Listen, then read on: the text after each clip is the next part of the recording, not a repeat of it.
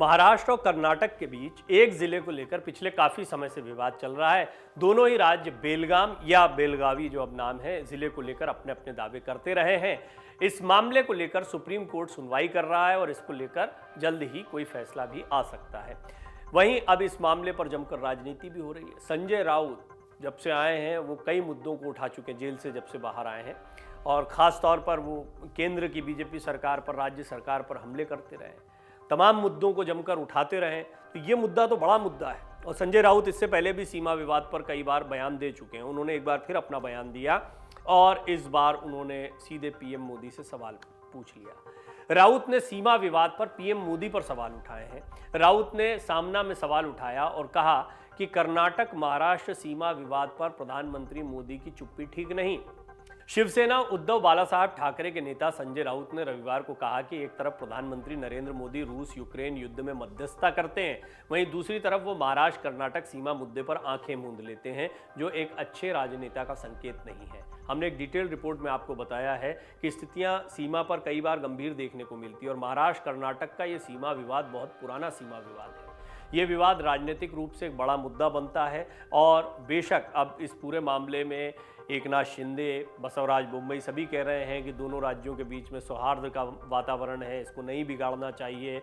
मध्यस्थता करने के लिए गृह मंत्री अमित शाह भी बीच में आ गए हैं, लेकिन इस सब के बीच में ये इस बात से इनकार नहीं किया जा सकता कि विपक्ष के हाथ में आगामी चुनाव से पहले एक बड़ा मुद्दा रहने वाला है और वो इस मुद्दे को सुलगाए रखेंगे। अब इस पर संजय राउत ने सीधे प्रधानमंत्री मोदी पर सवाल उठा दिए। सामना में वो लिख रहे हैं कि बड़े बड़े जो युद्ध हो रहे हैं दुनिया में उन पर तो प्रधानमंत्री बोलते हैं, लेकिन जो सीमा विवाद है उस पर आंखें मूंद लेते हैं। ये अच्छी राजनीति नहीं है। शिवसेना के मुखपत्र सामना में अपने साप्ताहिक कॉलम में संजय राउत ने यह भी कहा कि महाराष्ट्र और कर्नाटक के बीच सीमा विवाद मानवता के लिए संघर्ष है, न कि दोनों राज्यों के लोगों और सरकारों के बीच की लड़ाई है। राउत ने कहा कि बेलगावी और आसपास के इलाकों में मराठी भाषी लोगों के संघर्ष के बावजूद राज्यों के पुनर्गठन के दौरान इसे कर्नाटक में उनकी इच्छाओं के खिलाफ शामिल किया गया था, जिसे निर्दयता से कुचला नहीं जा सकता। शिवसेना उद्धव बालासाहब ठाकरे के नेता संजय राउत ने पूछा कि अगर केंद्र सरकार और सुप्रीम कोर्ट इस मुद्दे को हल नहीं कर सकता है तो कहां से न्याय मांगा जाए। उन्होंने आरोप लगाया कि प्रधानमंत्री मोदी रूस यूक्रेन युद्ध में मध्यस्थता करते हैं, लेकिन महाराष्ट्र कर्नाटक सीमा विवाद पर आंखें मूंद लेते हैं और ये अच्छे राजनेता की निशानी नहीं है। ये अच्छा है कि केंद्रीय गृह मंत्री अमित शाह ने इस मुद्दे को हल करने की दिशा में पहल की है, लेकिन सवाल ये है कि क्या केंद्र सरकार तटस्थ रुख अपनाएगी। ये सवाल समझना चाहिए आपको संजय राउत जो उठा रहे हैं, क्या सरकार तटस्थ रुख अपनाएगी। ये सवाल इसलिए उठता है क्योंकि दोनों राज्यों में बीजेपी की सरकार या बीजेपी के समर्थन से सरकार चल रही है। महाराष्ट्र में एकनाथ शिंदे देवेंद्र फडणवीस की सरकार है, बसवराज बोम्मई कर्नाटक में बीजेपी की सरकार को संभाल रहे हैं। दोनों जगह भारतीय जनता पार्टी है सत्ता में। भारतीय जनता पार्टी अब इन दोनों राज्यों में किसके साथ जाया जाए, और ये तो कोर्ट को फैसला करना है। और इसके लिए गृह मंत्री अमित शाह ने बहुत स्पष्टता कह दिया कि जब तक कोर्ट कुछ नहीं कहता है दोनों राज्यों को कुछ नहीं कहना चाहिए और किसी को दावेदारी नहीं ठोकनी चाहिए। ये एक बहुत सही तरीका भी दिखाई देता है, लेकिन कोर्ट का निर्णय जिसके भी पक्ष में आएगा उसके बारे में फिर यही कहा जाएगा कि अन्य राज्य के साथ में गलत हुआ या अन्य राज्यों का माहौल क्या होगा।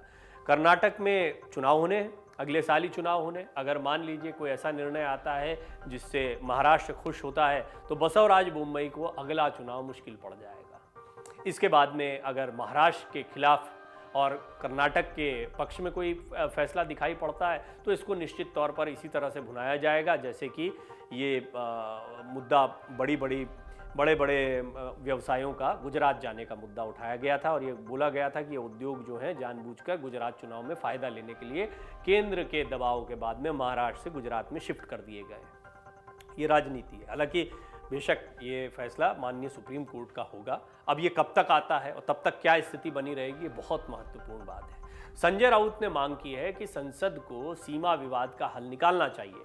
उन्होंने सुझाव दिया कि सुप्रीम कोर्ट से इस मामले को संसद को फिर से निर्देशित करने की अपेक्षा करने के बजाय यदि संसद जल्द से जल्द इसका समाधान ढूंढती है तो इससे क्या नुकसान होगा। उन्होंने कहा कि कर्नाटक के मुख्यमंत्री बोम्मई को महाराष्ट्र के खिलाफ भड़काऊ बयान देने के बजाय विवाद को सुलझाने के लिए बेलगावी में मराठी भाषी लोगों के संगठनों और नेताओं के साथ बातचीत करनी चाहिए थी। ये सही बात है कि बेलगावी में बड़ी तादाद में मराठी संगठन है, मराठी भाषी लोग रहते हैं। वहाँ कन्नड़ पढ़ाए जाने को लेकर भी कई बार विरोध उठा था कि ज़बरदस्ती कन्नड़ जो है वो वहाँ की भाषा बनाई जा रही है, या उसको एक राजधानी बना देना, उपराजधानी के तौर पर उसको इस्तेमाल करना। इसको लेकर भी सब बेलगावी पर अपनी पकड़ को मजबूत करने की कर्नाटक भी कोशिश करता रहा। ये बात किसी से छिपी हुई नहीं है। आपको बता दें कि महाराष्ट्र लंबे समय से उत्तर कर्नाटक के बेलगावी और उसके आसपास के सीमावर्ती क्षेत्रों पर अपना दावा ठोकता रहा है। कर्नाटक के मुख्यमंत्री बसवराज बोम्मई ने हाल ही में दावा किया था कि महाराष्ट्र के सांगली जिले के कुछ गांवों ने बुनियादी सुविधाओं की कमी के कारण दक्षिणी राज्य का हिस्सा बनने का प्रस्ताव पारित किया है। दूसरी तरफ कर्नाटक में 2023 में चुनाव है।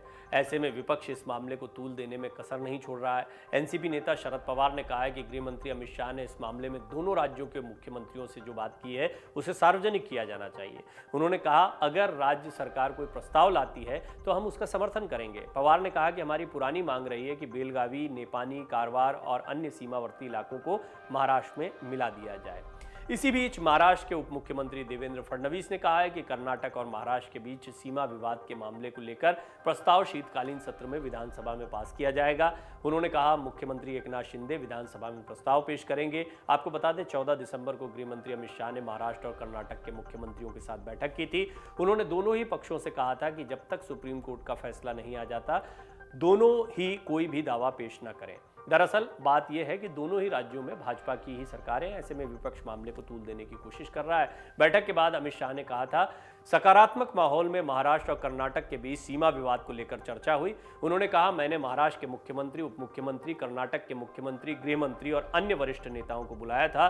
दोनों ही राज्य इस बात पर सहमत हुए कि संवैधानिक तरीके से मुद्दे का हल निकाला जाएगा।